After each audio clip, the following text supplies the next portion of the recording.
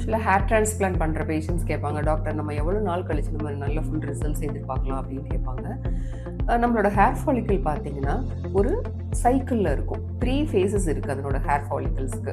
என்னென்னா க்ரோயிங் ஃபேஸ்னு ஒன்று இருக்குது, அதில் அந்த ஃபேஸில் இருக்கிற ஃபாலிக்கிள்ஸ் எல்லாம் க்ரோ ஆகிட்டு இருக்கும். அப்புறம் ஸ்லீப்பிங் ஃபேஸ்னு ஒன்று இருக்குது, அதில் இருக்கிறதெல்லாம் க்ரோ ஆகி முடிச்சு அப்புறம் அப்படியே ஸ்டாக்னண்ட்டாக இருக்கும். அதில் இருக்கிறதா நம்ம ஸ்லீப்பிங் ஃபேஸ்னு சொல்கிறோம். அப்புறம் இன்னொரு குரூப் ஆஃப் ஃபாலிக்கிள் பார்த்தீங்கன்னா ஃபாலிங் ஃபேஸ்னு இருக்குது, அதாவது விழக்கூடிய ஹேர்ஸ்ன்னு சொல்லுவோம். இப்போ வந்து எவ்ரி ஹேர் ஃபாலிக்கிள் வந்து இந்த 3 சைக்கிளையுமே நம்ம அது வந்து அண்டர்கோ பண்ணும். இப்போ நம்ம தலையில் வந்து பார்த்திங்கன்னா முளைக்கக்கூடிய ஹேர் ஃபாலிக்கிள் எல்லாமே அது க்ரோ ஆகிட்டு இருந்ததுன்னா நம்ம தலை வந்து ரொம்ப பெருசாக காடு மாதிரி ஆகிடும். பட் ஆனால் இந்த ஹேர் ஃபாலிக்கிள்ஸ்லாம் வந்து க்ரோயிங் ஃபேஸ், ஸ்டாக்னன்ட் ஃபேஸ், அப்புறம் ஃபாலிங் ஃபேஸ் அப்படின்னு அது ரொட்டீனாக இருக்கிறதுனால தான் நமக்கு வந்து அது வந்து மெயின்டைன் ஆகுது.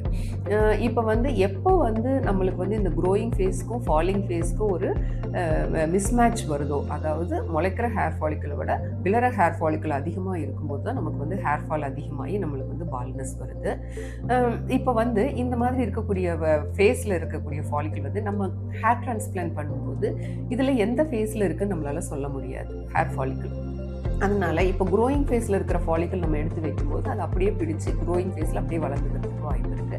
அதே ஹேர் ஃபாலிக்கிள் ஃபாலிங் ஃபேஸில் இருக்குது அப்படின்னா அந்த மேலே போல் இருக்கக்கூடிய ஹேர் வந்து ஃபால் ஆகிட்டு அதுக்கப்புறம் வேரில் இருந்து மறுபடியும் ஹேர் ஃபாலிக்கிள் முளைச்சி வரணும்.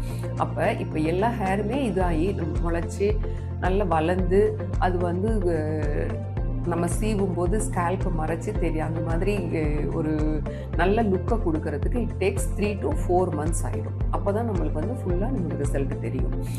அதனால் இப்போ ஹேர் டிரான்ஸ்பிளான்ட் பண்ணுற பேஷண்ட்ஸ் பார்த்தீங்கன்னா ஃபுல் ரிசல்ட்ஸ் வரதுக்கு ஒரு 4 months ஆகுது வெயிட் பண்ண தேவை இருக்கும். தேங்க்யூ.